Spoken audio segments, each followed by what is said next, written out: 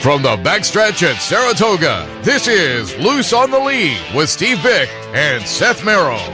Loose on the Lead is sponsored by Thoroughgraph. Everything you need to win. Visit thoroughgraph.com. The new Colonial Downs and the Virginia Equine Alliance.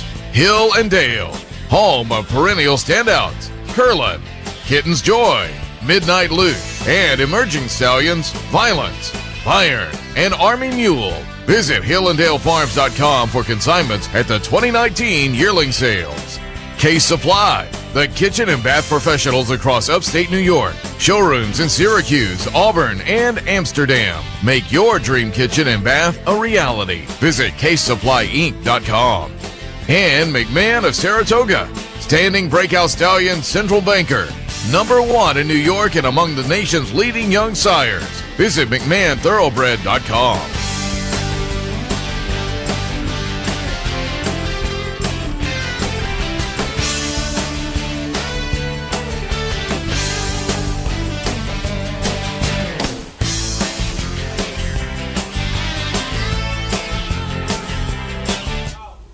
Welcome to Loose on the Lead, day one of Loose on the Lead. We started things off here yesterday as far as Capital TV overall, but we're kicking off the Loose on the Lead season right here live from Clare Court, our Clare Court set, Capital TV. Seth Merrow, Steve Bick, welcome back in the saddle.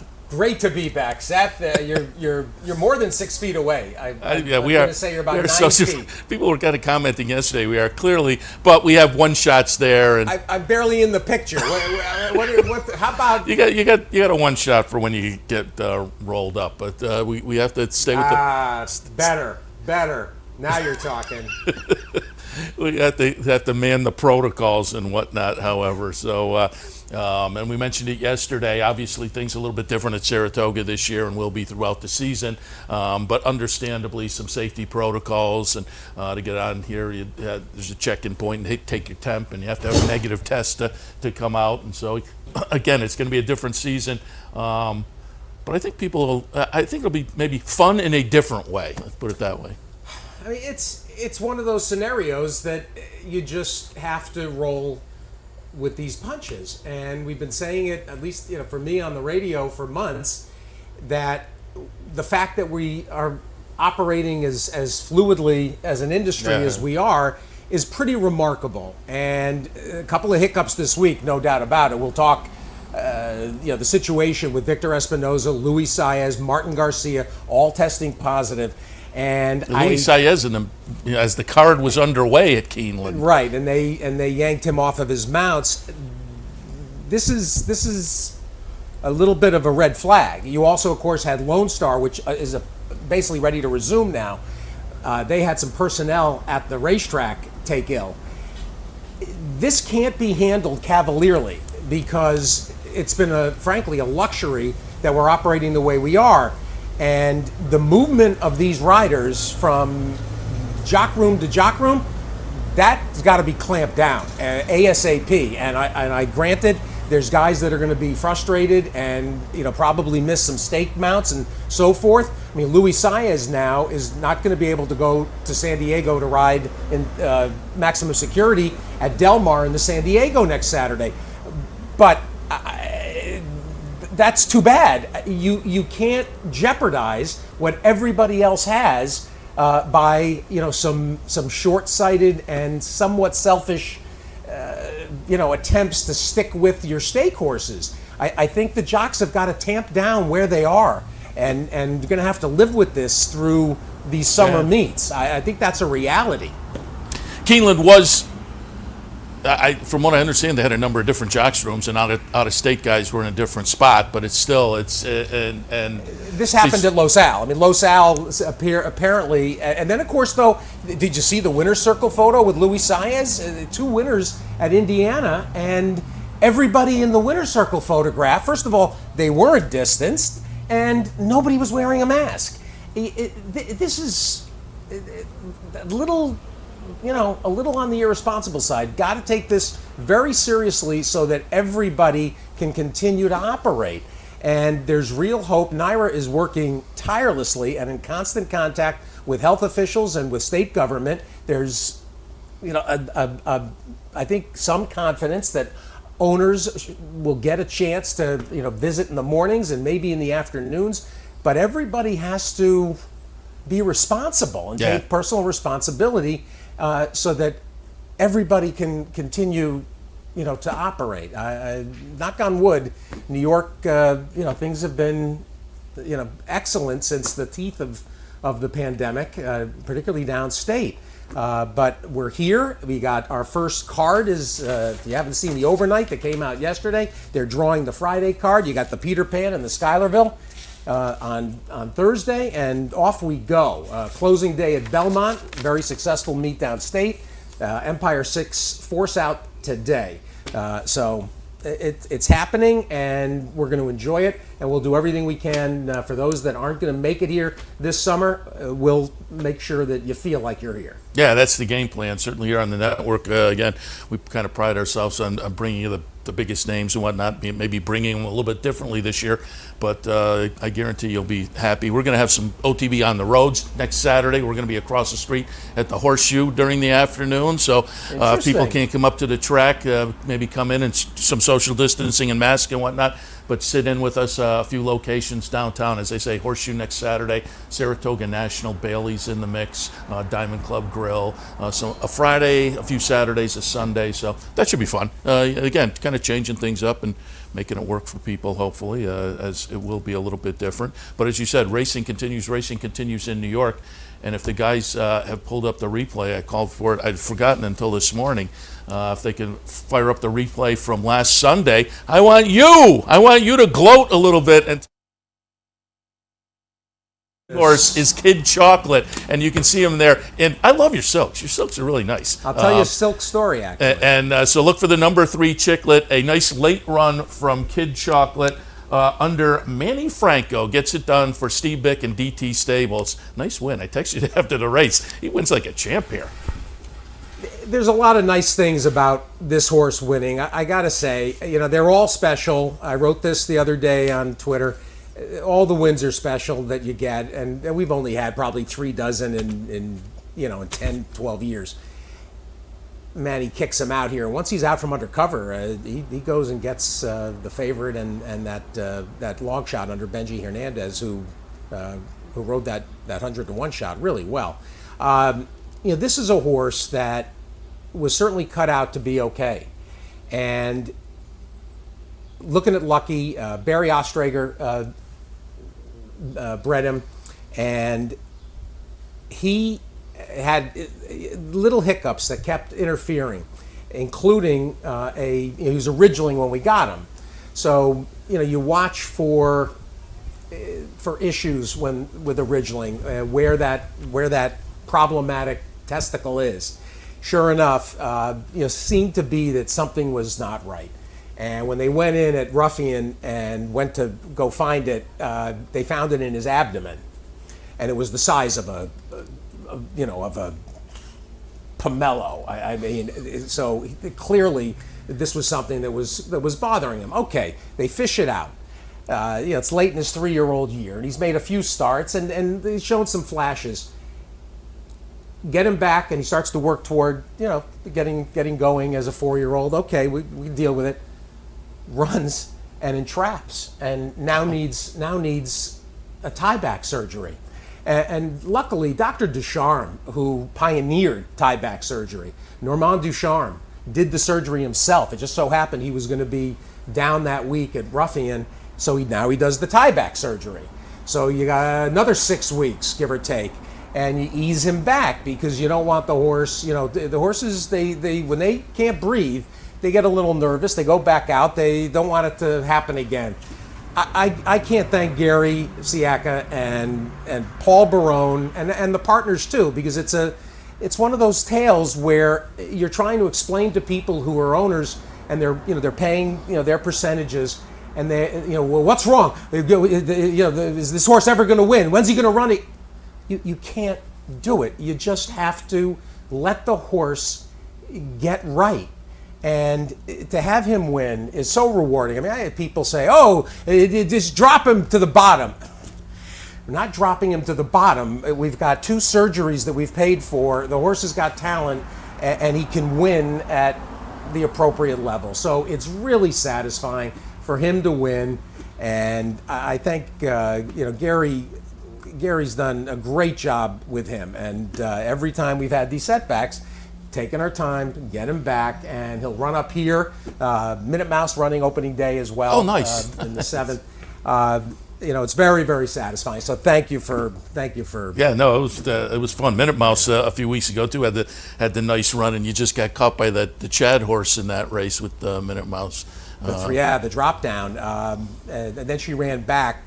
Tyler Gaffleone is going to ride her on Thursday in town, and the chance to grab Tyler, and I think he'll. And it's nice too. I mean, you've got the radio show. You talk to owners all the time. You talk to fans, and I think a guy like me who's not on the ownership side of the game, I read about some of these things, but to live through them, I think it gives you a good perspective hosting the radio show of the whole situation of, no entries are, no races are coming up for our horse, and the surgeries and all that kind of thing. The real life living through it, I think, gives you a unique perspective being on the owner side of the game with DT. And it's one of the reasons that I've tried to do the kinds of things we've done. At the same time, I mean, I want to be able to speak from experience when we address these kinds of topics, and at the same time, that experience includes having a 6-week-old foal die that you waited close to a year, a Disco Rico that I so badly wanted to have a Disco Rico, and the horse contracts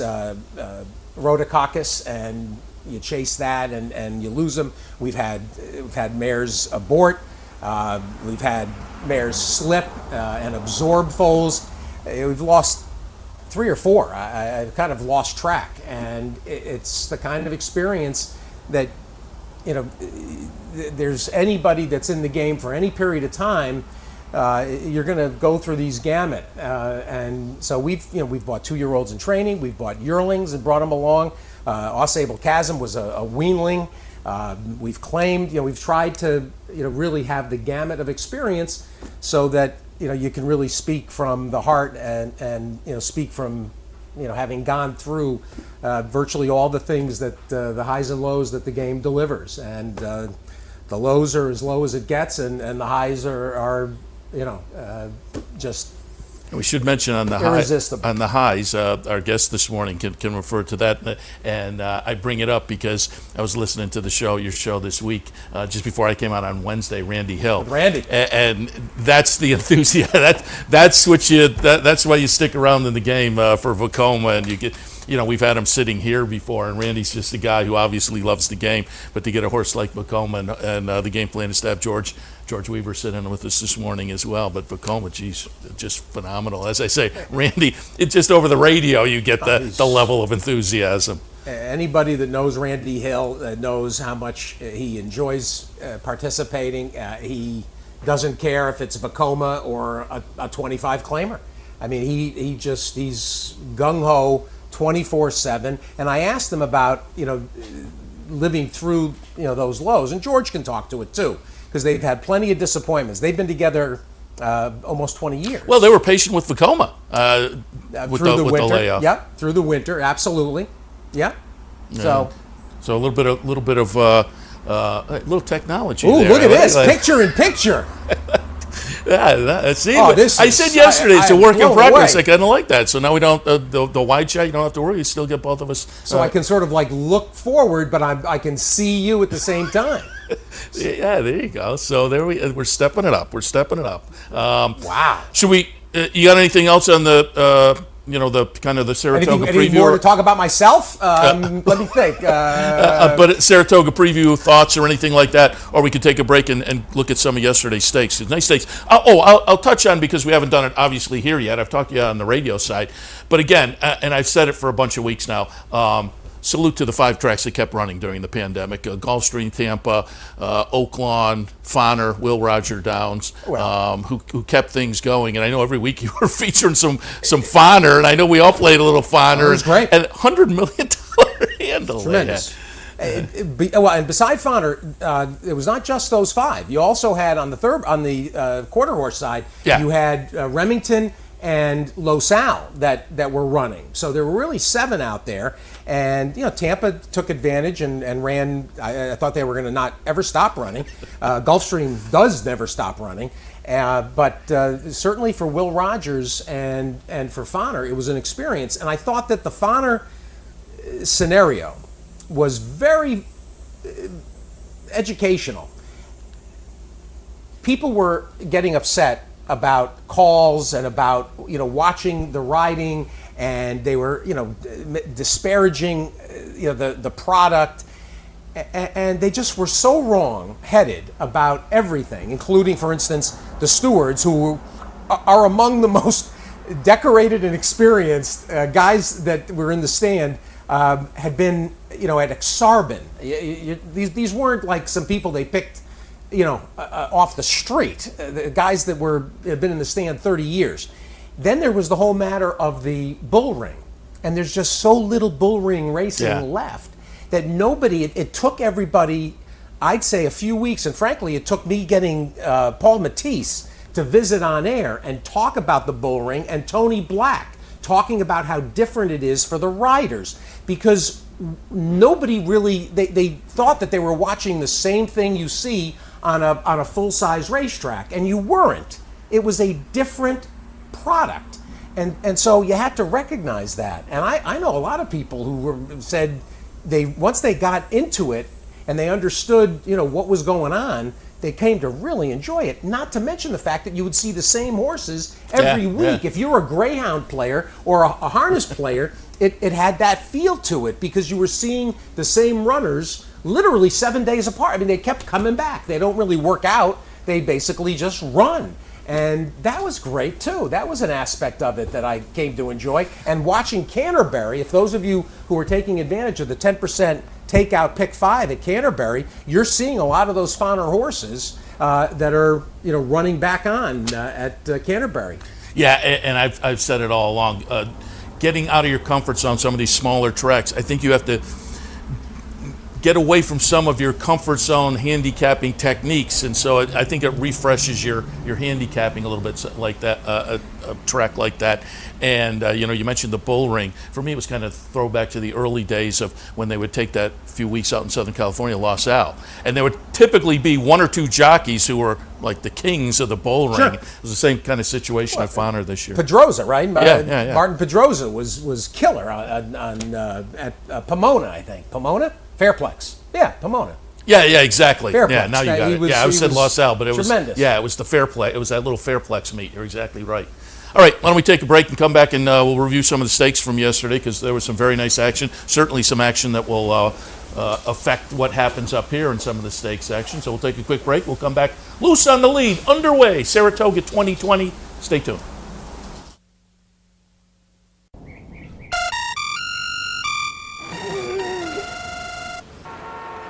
Come on.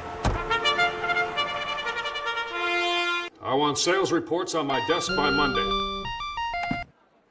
Whoops. My bad. Love racing?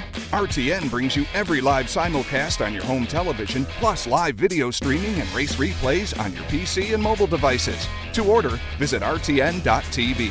RTN, a breed apart. Where's the best place to find your favorite teams, your favorite food, daily drink specials, and wagering on live horse racing? Legends Field Sports Bar, 711 Central Avenue, Albany. Get your game on day or night with 75 flat-screen TVs, tournament-style pool tables, a private banquet room, and live horse racing. So if someone asks you, where's the best sports bar in the capital region? Tell them Legends Field Sports Bar, inside the Clubhouse Racebook, 711 Central Avenue, Albany. You like free money? Well, Capital OTB gives its players plenty of opportunities to cash in. At Capital OTB, there are so many ways for horse players to receive bonus dollars by simply participating in promotions such as our bankrolls, bounty bets, online handicapping contests, and much, much more. Plus, with Capital OTB's Player Rewards program, you get actual cash back. So what are you waiting for? Log on today at CapitalOTB.com or CapitalOTBBet.com and claim your free money. Welcome back, Loose on the Lead, live from our Clare Court set in Saratoga. Seth Merrow and Steve Bick, and as promised before the break, condensed Keeneland meat offered a big Saturday yesterday. Also, a Monomoy Grill at Belmont and more. And I thought we'd touch on some of those steaks. Just give some thoughts. One of the highlights of the day, obviously, a July Derby prep with the Bluegrass. And I didn't know what to do with the winner here, Art Collector. I didn't know whether to buy into that last race. I didn't know whether to buy into that last race. One race. Oh my God. Do I go with that or not? So I was not on Art Collector. I thought Enforceable would be a little bit interesting. That one ran fourth, but Art Collector in the number 3 win. Swiss Skydiver the 7 the filly wound up the favorite at 2-1. Rushy runs third. Enforceable runs fourth in here. But again, for most of the stretch, nice little duel between Art Collector and Skydiver, but Art Collector pulls away at the end to win by a chart margin of 3.5. The figure, I was waiting for the figure to come out. 103 buyer for Art Collector, which absolutely, and I'm sending that right now to Tommy Drury. And Tommy Drury is the best part of this story. There's actually several working parts of this story that are tremendous. Of course, this was a horse that Bruce Lunsford it's a homebred of Bruce's, who you know from First Samurai. And when Joe Sharp was running into the issue that he ran into going back to last fall, Bruce took this horse and moved it to Tommy Drury. And if you don't know Tommy Drury, he's been around for a good long while. He gets sort of the C horses from Claiborne. He is a very good horseman and as nice of person as there is on a backstretch. Absolutely adored by people. And this is so cool that he has got a horse of a lifetime in Art Collector. And Bruce Lunsford certainly has been at the highest level in the game. When you think about a horse like First Samurai, and he's had others too. There's that good filly that he had that I'm drawing a blank on. But this is a serious horse going forward, and this is Tom Drury's first graded stake win. Yeah, so they mentioned that yesterday. For him to win a Bluegrass as his first, and George Weaver's here. George will echo. You know, Tommy. Is that not the greatest thing, George, that you've ever seen? Yeah, it is great. Unbelievable. The game is better for a guy, for guys like George winning, a Met Mile with Vekoma and then making a stud deal at Spendthrift days later, and this horse for Tommy. I love these stories more than anything else in the game, and he's got a Derby horse that is now right up there with the top contenders, with Tis the Law and with Honor AP and with whatever Bafferts end up showing up. Yeah, he pairs up triple-digit buyers in the last 2 starts, so it could be one of those getting better in the summer and getting better in the summer in a year where the Derby comes up in September. Now what do you make of Swiss Skydiver, though? I mean, I thought that was a nice run for her. Has points. I don't know whether it's enough points to. They're not. They're Kenny McPeak reoriented and is going to point for the Oaks with her. And you know what? Okay, she ran great. You finished second in the Bluegrass when you could have won the Grade 1 Ashland. I'm sorry. I don't get it, and I don't understand. I mean, if the goal was to get, her points for the Derby so that you could go to the Derby, okay, well, you just did that pretty much. But now you're going to reorient. So then why didn't you run in the Ashland, where you were going to be, even a shorter price than she was yesterday? To me, it was a little bit of kind of a hubris-y move, but whatever. It's a nice placement. It's nice that they finished second in the Bluegrass. You missed a chance at a Grade 1. That was what struck me, Grade 1 versus the Grade 2. I don't get it. Either way. But since George is here, you want to take a break and pull George on? And How do you say no to that? Then we can get to you got a Mr. replays. George Weaver, a Met Mile winner? George literally in the green room. So we'll take a break. We'll come back. We'll be joined by George Weaver, the very talented Vekoma. We'll have some conversation about that and more. Stay tuned.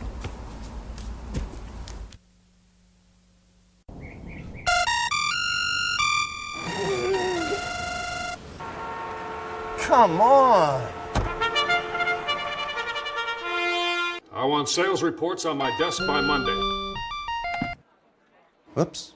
My bad. Love racing? RTN brings you every live simulcast on your home television, plus live video streaming and race replays on your PC and mobile devices. To order, visit rtn.tv. RTN, a breed apart. Where's the best place to find your favorite teams, your favorite food, daily drink specials, and wagering on live horse racing? Legends Field Sports Bar, 711 Central Avenue, Albany. Get your game on day or night with 75 flat-screen TVs, tournament-style pool tables, a private banquet room, and live horse racing. So if someone asks you, where's the best sports bar in the capital region? Tell them Legends Field Sports Bar, inside the Clubhouse Racebook, 711 Central Avenue, Albany. You like free money? Well, Capital OTB gives its players plenty of opportunities to cash in. At Capital OTB, there are so many ways for horse players to receive bonus dollars by simply participating in promotions such as our bankrolls, bounty bets, online handicapping contests, and much, much more. Plus, with Capital OTB's Player Rewards program, you get actual cash back. So what are you waiting for? Log on today at CapitalOTB.com or CapitalOTBBet.com and claim your free money.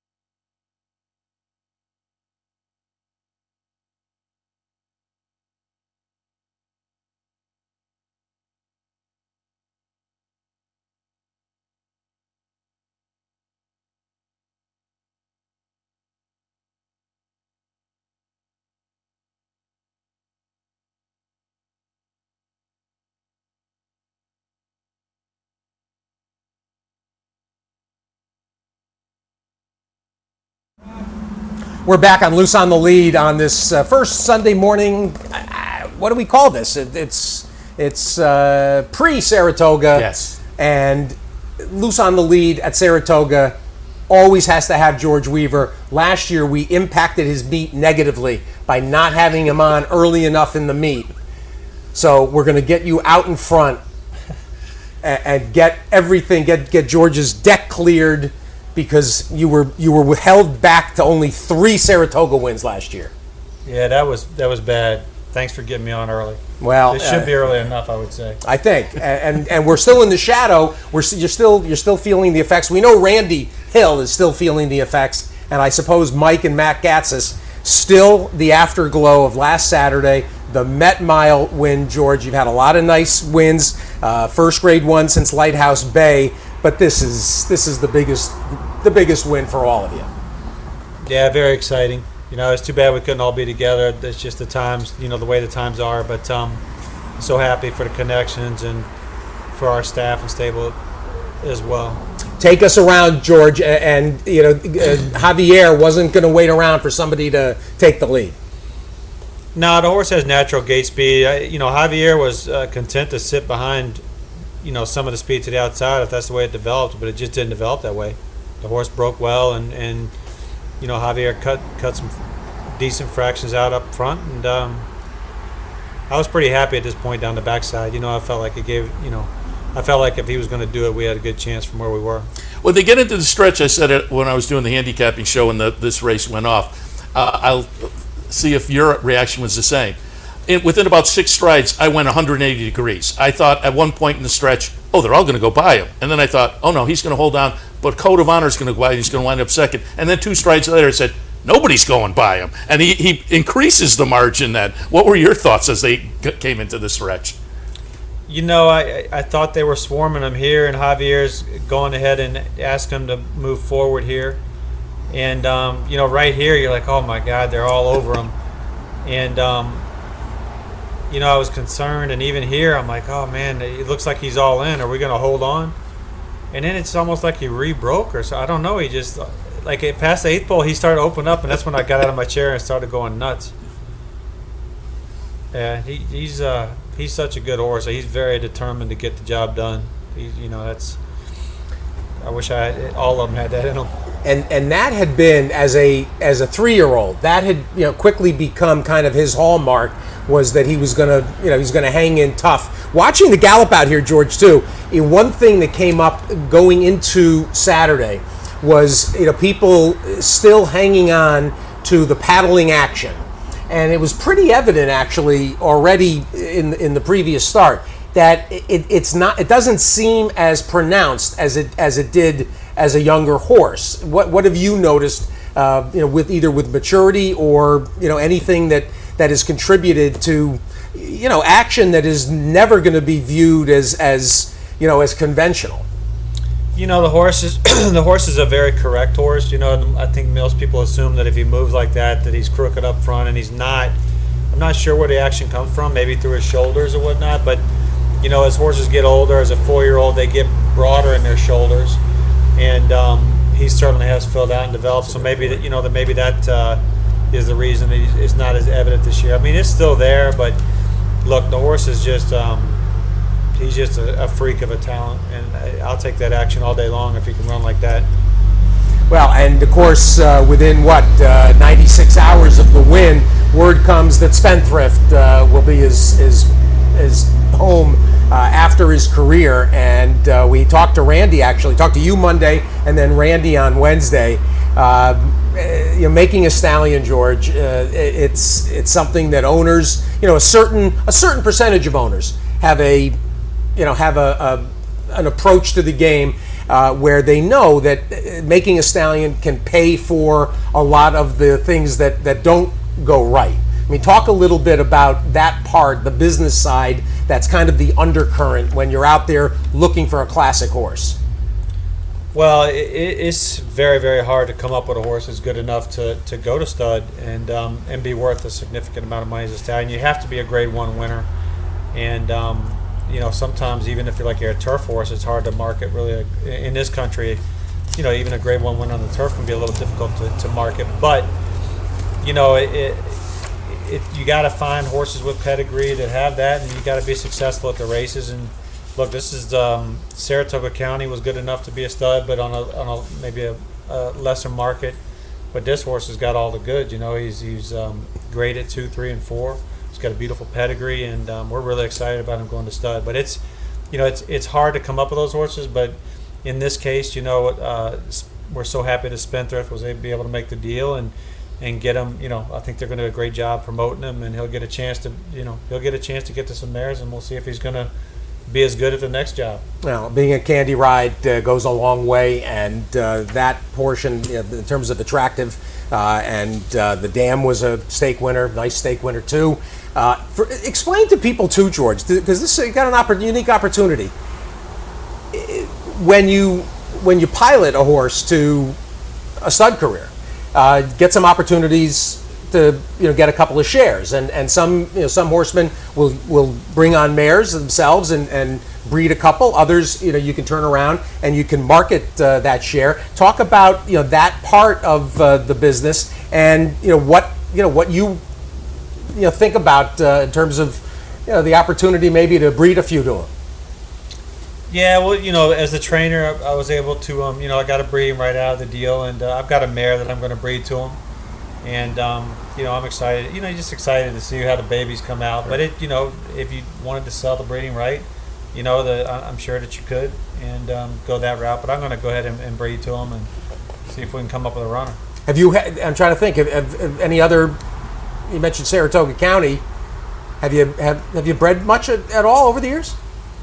No, I've got one mare named Venda that's had a few out there. Christophe Clement won with one of her babies. Earlier in Belmont, and we had the vending machine and picked up another check the other day off the turf. So sure. she hasn't come up with the real good one yet, but we're gonna keep trying. Well, it's something that I think some people, it's a part of the business that's very important, and it drives. Frankly, I mean, in fact, I brought the OBS catalog. Another last day of the Breeze Show today, and we've got about 1,000 plus 2-year-olds that will be clearing middle of the week, Tuesday, Wednesday, Thursday down at OBS, and we need them. We got to get these 2-year-olds distributed. But you going down? Nah, it's at a bad time for me. I've been watching videos, and we've got people down there that can look at something if you need to. It's just too tough. But back to the breeding, the New York breeding program. The Breeders' Awards are really, it's a great program. You know what I mean? I haven't come up with anything that's raking in tons of money, but we've gotten a few Breeders' Awards, and if you have one that actually goes over there and wins a few races, I mean, as a breeder, you can do pretty well. Oh, there's no doubt. We've got Carlisle Bell, and that was, that's one of those things. All of a sudden, I forget who it is, what owner they calls it mailbox money. All of a sudden, you go to, you're like, what is this? And it's like, oh, look at this, and it's even if it's a few $100s, it pays pays a farrier, it pays a dentist. Yeah. It pays a bill or two. Let me jump in and talk a little bit about the decision process with Vekoma for the Met Mile, because 3 big races now. The Comeback was a big race, and then the Carter, there was a 110 buyer. That was the 6th of June. So it was, in the 21st century, kind of a quick turnaround to the Met Mile. And obviously with the big triple-digit buyer, folks, handicappers were concerned, would there be a bounce? And what was your thought process coming out of the Carter? How soon did you make the decision to come back in the Met? Well, when he ran that big in the Carter, my first reaction was that, oh man, he's probably going to bounce to the moon. I knew that the Met Mile was there, and I was like, man, I'd just give anything if it was 6 weeks instead of 4. And but you didn't want to rule it out, and you got to just take the signs from your horse. I thought that the horse was doing well enough to earn a shot at it, and it would help him out as far as being attractive as a stallion and whatnot, and I was happy with him, so we just ran him, and he probably did bounce a little bit, but it didn't matter. He won. You bounce off a 110, you're still okay, yeah. I guess. And talk about the numbers. As a trainer, what numbers do you look at? I kind of look at all of them. I probably look at rags and figures the most on the dirt. Sometimes the turf numbers, I think, can be a little bit askew with any of them, because they're just, the pace doesn't, the pace can come out funny, and so sometimes the number doesn't, you'll see a pace adjusted number, and you'd be like, it'd be in a claiming race, it'd be the same as a greatest stakes number, and you're like, I don't know. It's hard to get a line, but I'm not, by any means, I'm not an expert at reading them. I just, I look at them all, and then if they don't accurately reflect what I think in my mouth, I just toss them out. I say they're all bad. You and Dale Romans. Dale doesn't believe in figures until he runs a big one, and then all of a sudden he's like, "Oh, got 105 buyer for Shackelford. I thought you didn't I thought you didn't care for the figures. Well, I set up and take notice." I sent an email into buyer because when So Darn Hot Broker they gave her a 75, and then there was a later, I think it may have been a 2 of them, but there was a spread of like 24 points, but there was only like a second's worth. And I wasn't saying that my figure was too low or what. I just thought that the spread, and I think his answer was basically that the Belmont track changes. And I was like, okay. But you know what I mean? I wasn't really concerned. I just was like, could there be that big of a spread? At a mile and 16th, 5 lengths is worth this, and then how could there be 24-point spread in the figure? So there's got to be a little bit of arbitrariness to it. We have. I think the buyers are part art, part science. So I think there is a bit. It's mostly science. I mean, it's mostly mathematic, and then they do tweak though. So. Yeah, when there's something Andy has explained. When there's the occasion that something doesn't look right, it just doesn't make sense. Yeah. Then you've got to break out races and break out, figure what went on. And in fact, you go back to Belmont Day when you had that Happy Saver for Todd, the maiden winner, versus No Parole in the Woody Stevens. And time-wise, there wasn't, there didn't feel like there was going to be as big a spread as there was. But Andy absolutely said that the track was speeding up as the afternoon went on. And there's people that are still unsatisfied with Tis the Law's number, saying that he had to. They're not awarded. I mean they're and he wants them to be right. I mean people say the stupidest things sometimes about he's doing that so that he can get a bet next time. It's like, please just stop. Listen, it's a big move up from back in the day when I learned how to handicap, and it was just the speed figure and the variant, and that was it. There you go. There you go. Who taught you to handicap? My dad. My dad taught me. Yep. He taught me how to read the form. Brought me up here when I was 10, 11 years old for the meet. So a lot of fond memories. I love it.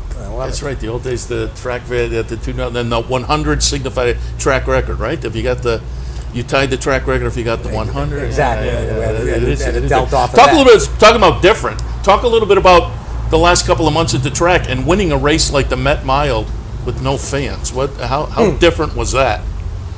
It's just pretty strange. You know what I mean? It's like a little bit of a surreal experience, and you know, as soon as you win, I'm looking to my side. My son was with me then, and we were celebrating. But I'm looking for Randy, looking for Mike Gatzis, and you realize they're not there, and you get on the phone, and you're so excited, and you know, you'd love to be able to go have a beer with them somewhere to celebrate, and it's just we just pack up and go home, check on the horse, and go home. So it's a lot different, and I think it's frustrating for the owners as well.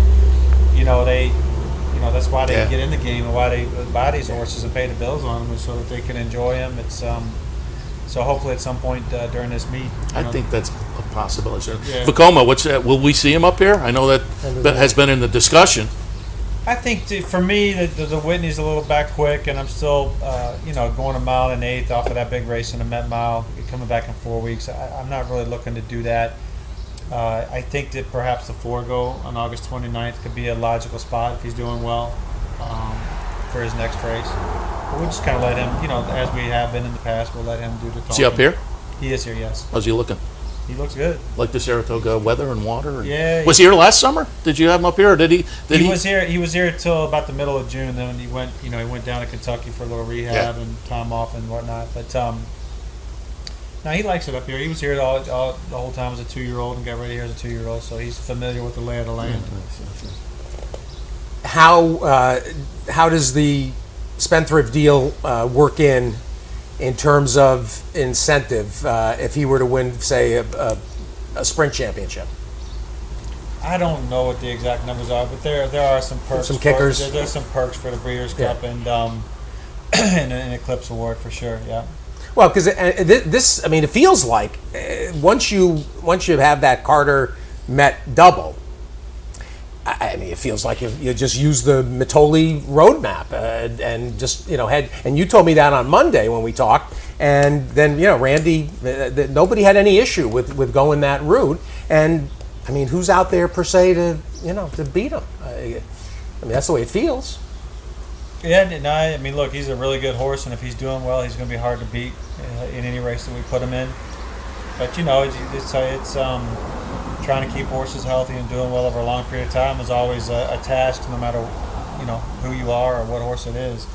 So we'll just try to keep him happy and doing well like he is now, and hopefully he'll get us to the end of the year and he could have a chance to be in a conversation for a championship or a horse of the year or something like that. You never know. He's already It's in the conversation now, so every conversation. Yeah, he's a really, really special horse. So nothing will surprise me. The last two were clearly wow performances. Just as a fan looking at it, it's just a couple of big numbers and big performances. Let's hit on yesterday, because you had a stakes winner down at Monmouth, Blue Sparkler. Moved over from the turf to the dirt. We'll watch the replay here, and it will be Shippy, the number 3 horse. Comment about the switch in surface, the performance, and will we see Shippy up at Saratoga? Yeah, she should run at Saratoga for sure. We've worked her a couple times on the grass, and I was really happy with the way she worked on the grass. And she kind of got in some trouble. Probably should have won that one other than at Gulfstream. And she was great at stakes place, but not a stakes winner yet. And so we were looking at the. I think they had a race called the Ladies Shipment at Belmont earlier in June, and she just went through a patch where she wasn't doing as good as I wanted. So I was like, let me take another couple of weeks, and they've got this race at Monmouth. We'll try that. And they took it off the turf, but certainly off of her dirt form as a 2-year-old, you couldn't scratch her. You know what I mean? The filly's doing well, and she proved her class in this race. She kind of owned the race the whole way. Is she up here now?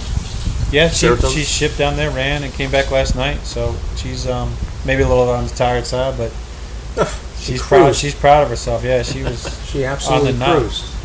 Probably bring her back in the Coronation Cup up here. They got this. Oh, nice. Yeah, like $100,000 for 3-year-old fillies, 5.5 on the grass. Talk a little bit from the trainer's perspective, because as a handicapper, I always wonder this: the decision-making process when a race goes off gets moved from the turf to the main track, and you have a horse entered for the turf as opposed to a main track only. But what is your decision-making process, scratch or stay in? Chance to win. It all boils down to my chance to win. Or if sometimes you might have a filly that doesn't have any black type at all, and you're just hoping to get a check. But it all has to do with how well you're going to do. Look, I mean, you can ask any trainer. You don't want to take a horse over there that's good. You know what I mean? It's going to perform badly and just. So if you have a horse that just can't stand up on the dirt at all, the racing office calls, can you stay in? Can you help us? And it's like, when you end up doing it and they run up the track, it doesn't do anybody any good. So it's all based on performance. You want to give them a chance to at least get a check. George, how are you handling the ship down and the ship back? Do you have somebody saddling down there, or did some of the different venues are handling it differently in terms of personnel and their ability to come to the track and leave? What as far as I know, all those Mid-Atlantic tracks, you can't take help down there. Right. So you just need to call up a trainer friend and pay them to use their staff and help you out. Yep. And it's everybody there. The people they're good about it, and they're glad to help. Who'd you use? I actually yesterday it was Kent Sweezy, and I got one there today. It's going to be Jonathan Thomas's crew. Very nice. So very nice. Much thanks to them. They big help. Excellent. Good job. That's been an amazing part of this. That story has not been told all that much. For instance, Amos sent no parole to Pat Kelly, and Pat took no parole over and handled him. So it's sort of a behind the scenes element to what's going on, and worth mentioning. I can tell you, trainers already have a lot on their plate, and now with the virus and whatnot, all the things you got to jump through, it's just like it's unbelievable. All the steps you have to go through to make sure your help's okay, let people back here, licensed, try to ship him, run somewhere. It's the workload is big right now. George, how much of an advantage do you think it's going to be based up here this summer when we're seeing and hearing quite a number of downstate outfits that are actually turning back stalls? They're taking a percentage of what would have been their normal allotment, and they're going to keep basically shifting horses, keeping them at Belmont, keeping as much personnel at Belmont as possible, and really only having a skeleton crew up here. And a lot of barns that normally take 30 stalls are only sending 10 horses. You're here all the time anyway. Do you think it's going to be an advantage? I think that there might be a slight advantage for some horses to train where they run, but all those years that I was with Todd and Wayne, and we had horses at Belmont and shipped them up here, and they ran fine. Horses are used to shipping, and it would only be a deficit on a handful of cases. I think bad that actors. Yeah, perhaps, and whatnot. And I think it's look, it costs a lot of money to move your staff and come up here. The owners. I mean, I don't see the owners being able to come back on the backside, even if they let them in the grandstand. So you're talking about, there's no real incentive to put on the show up here. It's going to be the races, and hopefully the owners can come to the grandstand. And it's just one of the, everything's just changed this year because of the virus. No doubt. Have you had horses work out on the main track yet? Because they did a resurfacing over there. I'm just wondering what the reaction has been to that. I have not been to the main track yet. We've been staying on the Oklahoma track, but we'll start making little ventures over there pretty soon. Yeah, just curious what the reaction is going to be to that. I've heard it's good. That's what I've heard. Both Todd and Chad have been happy with it. I drove by, 3 months ago. There was a mountain of dirt there, and eventually they did a little research. It was like a graphite. Yeah. It's a drainage. It was a drainage thing. So they're hoping that the track drains faster than ever, and you go from sloppy to muddy to good to fast that much quicker. Yeah. Maybe not Churchill quick, but quicker. George, appreciate your coming over. Whoa. What are you, nuts? Wait, he's not going anywhere. We got all kinds of things. No. Okay, get on it. I was looking at the clock. I should know. So I'm sure the ridiculous. guy's in the control room going, hey, Big's back. Yeah, exactly.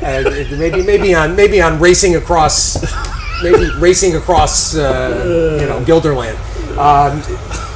George, there's some people playing today the Empire 6. And you've got what? Sid Finch and what's the other one?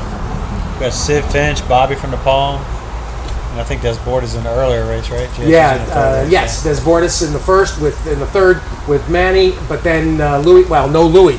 Who are you putting on? Dylan Davis. Dylan Davis, is okay. For us. On Sid Finch, and then Manny again with Bobby from the Palm. So the 4th and the 7th help everybody out that's putting together Empire 6 tickets. I think they're both used. You got to use them. Neither one of them are singles by any means, but I think you got to use them. I think that Sid Finch is, he's really in good condition right now, and very happy with him. And Bobby from the Palm, he broke his maiden for 30 against straight 3-year-olds. A pretty bad bunch back in December, but he drew off from those, and we had to give him a little time. But he's back in a logical spot. You got 2 on opening day. Let's go to Thursday and Starlight. How many horses you got for Jack Wolf and company? This is Randy and Jack Wolf. They partnered up on this. Nice. Yeah. So. Nice. So only the one, but just the one. All right. Thrill. She's got some talent, so we're looking forward to getting her over there. Her name is Thrill, and going 3/4. These are maidens, 3 and ups, and Manny aboard in here. That's actually having Randy out there kind of working the crowd and bringing in partners. It's all right. He's like a carnival barker. Randy's been my biggest agent. He's always pulling for me. He is the greatest, absolutely. And then race later, we got State Bred's allowance types, group of 8, and Thorny Tail comes back for Commonwealth.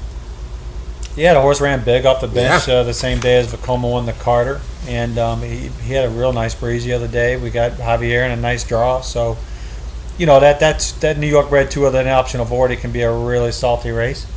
But we have a horse that's training well and looking to make that next step. How about the 2-year-olds? I started the conversation about what's going on at OBS this week, and how many 2-year-olds are already in the fold?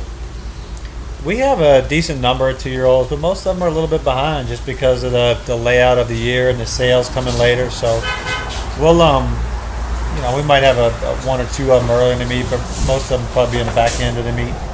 Any names that we need to know? I don't see the next Vekoma, but it's still early days. Come on. Who do you like? Who do you like so far? None. I tell you, I don't have any good names yet. Probably the best ones aren't even named.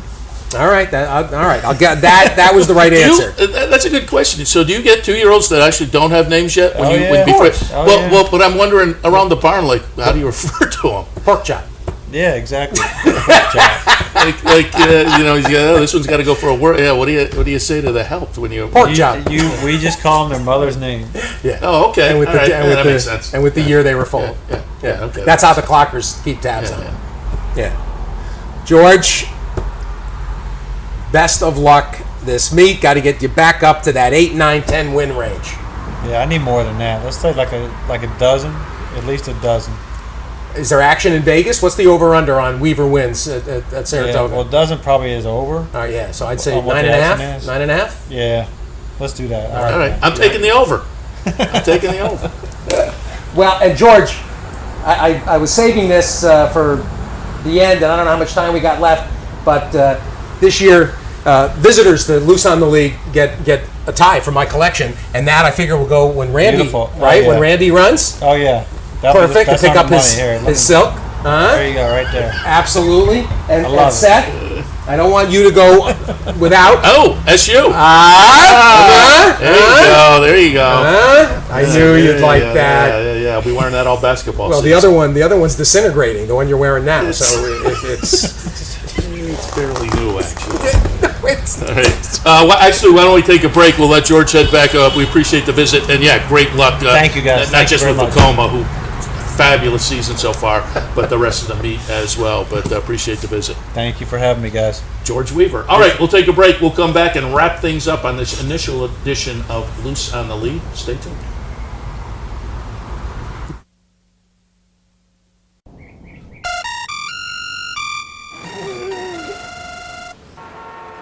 Come on. I want sales reports on my desk by Monday. Whoops. My bad. Love racing? RTN brings you every live simulcast on your home television, plus live video streaming and race replays on your PC and mobile devices. To order, visit rtn.tv. RTN, a breed apart.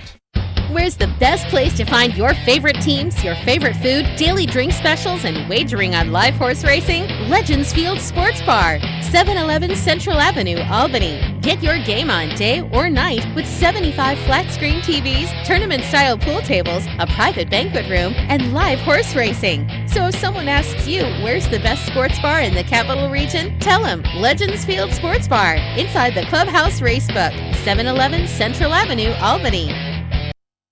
Do you like free money? Well, Capital OTB gives its players plenty of opportunities to cash in. At Capital OTB, there are so many ways for horse players to receive bonus dollars by simply participating in promotions such as our bankrolls, bounty bets, online handicapping contests, and much, much more. Plus, with Capital OTB's Player Rewards program, you get actual cash back. So what are you waiting for? Log on today at CapitalOTB.com or CapitalOTBBet.com and claim your free money.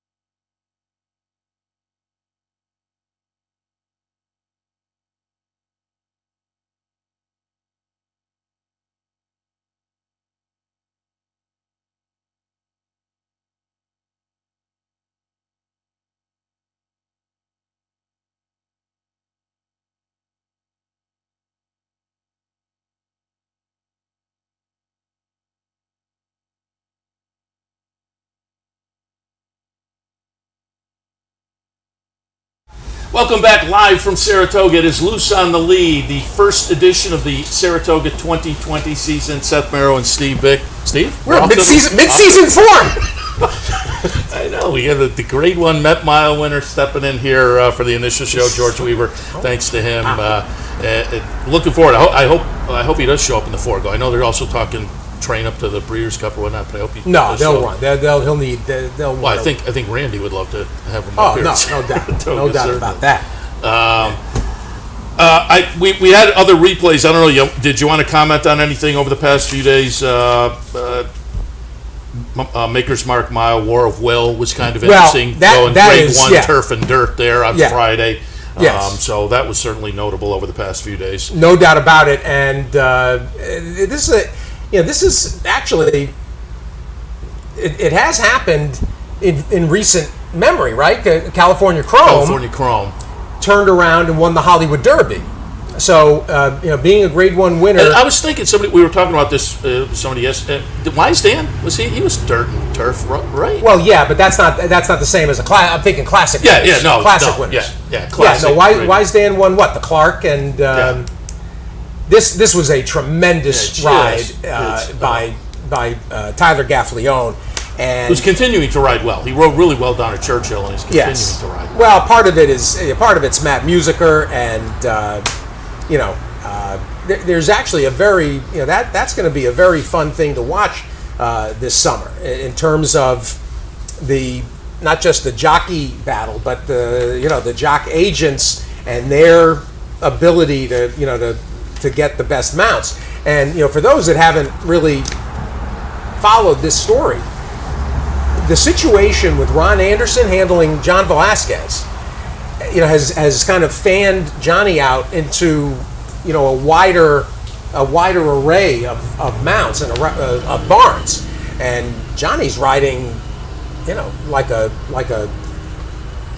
young Johnny Velasquez. It's kind of a subplot really coming into the meat, but that win by War of Will, it seems that the Cassie barn that had kind of a lull right after pandemic it seems like the Cassie barn is now starting to get rolling. And in fact, I think it was last Saturday at Woodbine. They won the Eclipse. They won the Eclipse Stake. Gary Barber and Cassie. I'm going to forget which horse, but Cassie's barn is starting to come alive without a doubt. Another story from yesterday, Rushing Fall, who now grade 1s in 2-year-old, 3-year-old, 4-year-old, 5-year-old season. Jeez. That was a big performance at that turf course. And I said, unbelievable. I'll bring that up again today because I mentioned it yesterday on OTB Live. Course record after course record. I said, I don't think it's a function of anything funky on the track other than the calendar. Usually the meet is in April or October, where I think you have a turf course that probably has a lot more give to it than it does in the early part of July. I think it's just a harder turf course in the summertime when they don't normally run. But over the last few days, you've been hearing course record, which I think plays into the time of the year. That comment was so good. You get two more ties. So sharp. That was a 2-tie comment by Seth Merrow. Two more for that. That was very savvy. I do like my Saratoga. I knew that would send you over the top. Yeah, I do like the my SU colors. Are they what do we hear from the? What league are they in these days? ACC, right? Yeah. Are they going to play? I haven't heard anything specific, but it wouldn't surprise me. Football season, I think, is very much up in the air. Basketball, Patino the other day brought up something. His team, his league, he was saying, why don't we start in January and just keep it league games? I wouldn't be surprised if that was kind of the There's a lot of that. Yeah, there's a lot of that stuff going on. Guarana looked good yesterday too. That was quite a thing. I mean, she got passed, and she looked like she was a chicken in a pot. Yeah. And she dug in and gamely comes back on Mia Mischief. And Mia Mischief. This is going to be a reprise. You'll see this group again in the ballerina in 4 weeks. Actually, ballerina is on Travers undercard. So this whole group, including Bell's the One, you would think Neil Pessin will show up. Although I suppose they could run in the groupie doll at Ellis too. But anyway, look at that. I mean, how often you see that? Incredible. Yeah, absolutely. Unbelievable. And you were talking during the commercial break a little bit, and I think I called for the replay, the Shakertown. That's just notable because this was Rusty Allen 1-2. 1-2 with an for exact that I for think Rusty. was like $110 or something. Yeah, it was. It was good. This is Totally Boss. This killed me. I used Totally Boss as my key horse, and this stopped me dead. And during the week, I kept talking about Rusty's two turf sprinters, coming back, second off the layoffs, and this really hurt.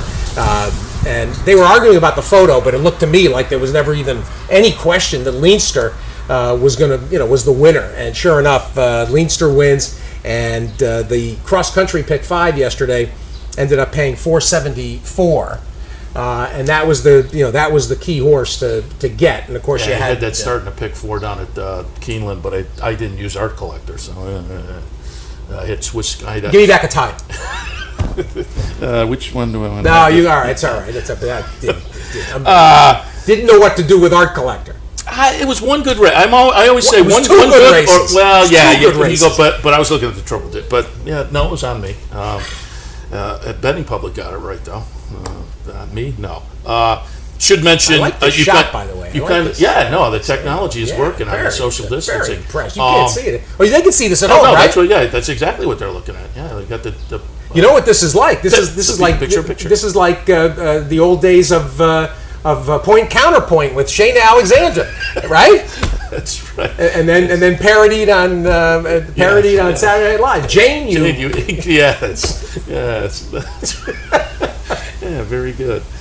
You alluded to it earlier. We should reiterate though. Today at Belmont, closing day at Belmont, $477,000 in the carryover for the Empire 6, and it's obviously last day. It's a mandatory payout, so folks should take a look at the Empire today down at Belmont. And we also didn't mention Monomoy Girl. Right. Very, very steadily. Did you see a number for her? 104. Oh, well, there you 104. go. Very impressive, and she is being very carefully. Look at that! I tell you, the truck is right on day sharp. It's form. day 2. We worked out the kinks yesterday. Wow. Day 1, day 2. We're cooking. It's good you worked them out because you know me, I would have been throwing things. Monomoy Girl 1-9, and Vexatious ran very well here for Jack Sisterson. And Jack, best wishes to Jack, who's coming back from, I think, back surgery. I think he had a disc thing going on. Monomoy Girl, Brad Cox, very, very steady, just tightening, and the Distaff division. And think about it, Midnight Bisou and her, and we should also mention Dunbar Road with a nice win, tuning up down in the Del Cap, and I think she got a 98 buyer down at Delaware. So the Distaff division is shaping up really, really good. And we had mentioned the Ashland earlier, but we didn't specifically got Speech over Venetian Harbor. Wow. And Speech looked good. Speech throws herself into that 3-year-old filly conversation. And Speech with a nice number, too. Speech, I think, a 10, I want to say 100 or 101. And, I didn't get 4-1 on her. Was a gift. A couple of seconds behind Gamine and Swiss Skydiver in the last 2 races, and she ridiculous. Looked like a definite player in the race, and pulls away with the chart margin 3 lengths. Well, you heard George. George said he threw Venetian Harbor right out. Nice win for Eclipse Thoroughbreds, who are having a very nice year, and of course Sharing, went across to Ascot and ran a terrific race in the Coronation. She'll be back to Fair Hill, but we'll see if she shows up here later in the summer with Graham, and I'm sure he's got lots of options, including Colonial and so forth. But anyway, Eclipse got a lot of nice horses, and Speech, I suppose they've got to look at the Alabama. I mean, you right? would think, yeah, absolutely. As I say, she throws herself firmly into that 3-year-old filly picture. I don't think, as far as 3-year-old filly rankings, I don't think Swiss Skydiver did herself any harm yesterday with the second. I thought it was a good second. Chance. One of the things that voters look at the end of the year are graded stake wins and grade 1 wins. And so to bypass a grade 1 Ashland in favor of running, an okay second, it was fine. She ran great. But I don't get it. 3-year-old male side, Tiz the Law, is still the top of the class. I thought Uncle Chuck last week was okay. Solid. The Indiana Derby. I suppose the result of the Bluegrass flattered the Indiana Derby. Yeah, of course. A little bit. Absolutely. I wasn't sure what to make of that race. Absolutely. The Indiana Derby on Wednesday, but as I say, the Bluegrass helped flatter that one a little bit. You've got Haskell, for those of you that are looking forward to next Saturday. Dr. Post from Todd and Authentic from Baffert. Then you've got Ancient Warrior, Ete Indienne, Fame to Famous, Jesus' Team, Lebda, New York Traffic, and Sonneman, all expected, and there's a chance that Bill Mott might run Modernist, and Mystic Guide also being considered for the Haskell. So it looks like 9, 10, or 11 for the Haskell next Saturday at Monmouth. And I had Dennis Drazen. I don't know if you heard Dennis's visit on Friday. I mean, they're in an unenviable position. First they thought they were going to be able to have 15,000 daily, and then Governor Murphy kind of pared back from that. Virtually on opening day last Friday at Monmouth, they had to trim all the way down to like 500, and now it looks like they can have about 3,000 on Haskell Day. Certain number indoors. Like I think 1,000, maybe 500 to 1,000 indoors, and 1,500 to 2,000 out. Anyway, they put up 500 tickets for sale, $100 per ticket. But I don't know how it's going to. Dennis is in a very bad spot because they've got to give tickets to owners and so forth. And I think they've got 6 stakes. You got the Matchmaker and the Oceanport and everything else. The United Nations. Once you give out tickets to the Horsemen, and probably at least 2 to 4 per person per stake. I don't know. It's very tough. Yeah. Very, very tough. As it will be for everybody throughout the summer and really the remainder of the year, theoretically and potentially beyond. But up here, again, there are some strict protocols, necessary, understandable here. They're checking only one gate open to get into, and they check in temperature, and you have to have the negative test and whatnot. But we are underway yesterday and today here on Capital TV. We have been here live with our set on Clare Court, and looking forward to opening day, returning opening day. We're Our schedule is pretty much going to be the same as it has been every year. We'll have a camera on the track starting about 7:30 with some workouts, handicapper support on racing days at 9. I'll have the weekdays racing across America. Thank you very much. Saturdays at the spa with Nadeau on Saturdays. And then Sundays, Loose on the Lead. Steve Bick and myself in here every Sunday morning at 10 a.m. Looking forward to it. I think we got it off. I think it was a rousing start. It's a rousing start. It's a rousing middle. It's a rousing ending. We love doing it. It's one of the highlights of the summer, and we hope to. Well, I was going to say a lot of feedback over on the front side. I guess I'll have to get my feedback. I don't know how I'll get. Although I was in a restaurant on Thursday. I was at.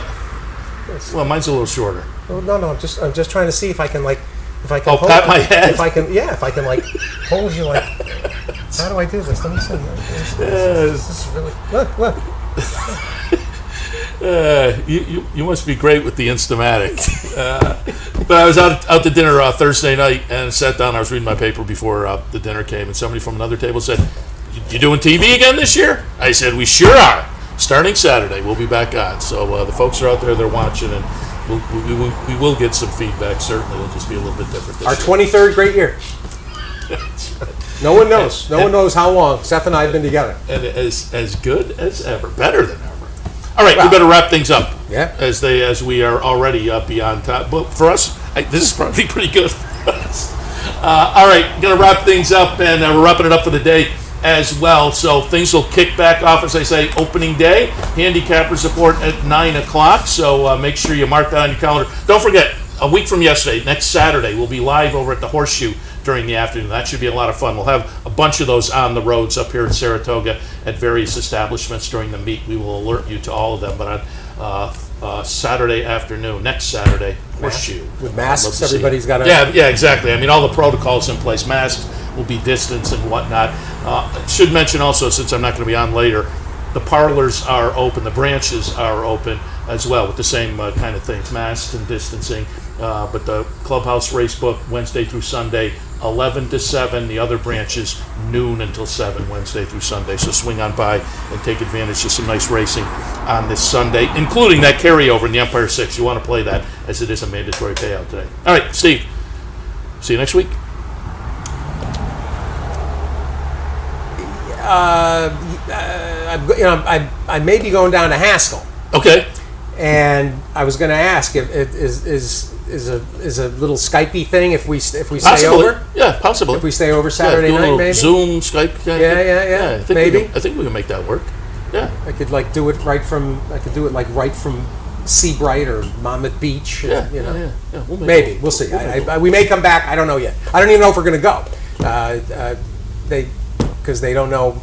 I rarely miss a Haskell, and of course last year there was the heat out, delayed the Haskell till 8 o'clock at night. The crazy situation last year, and Totally there's another crazy situation. That whole, all right, we'll wrap it up for this first edition of Loose on the Lead. Thank you for tuning in. We are underway. Looking forward to coming back opening day at Saratoga on Thursday. We'll see you then.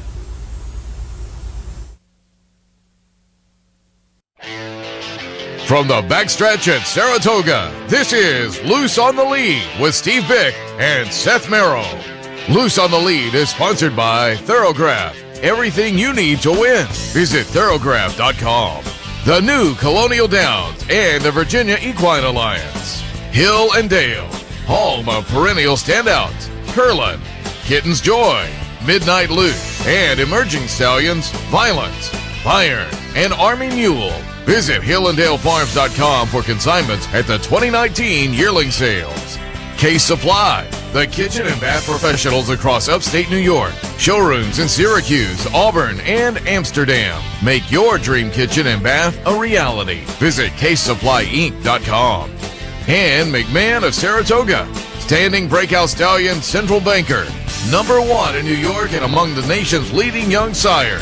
Visit McMahonThoroughbred.com.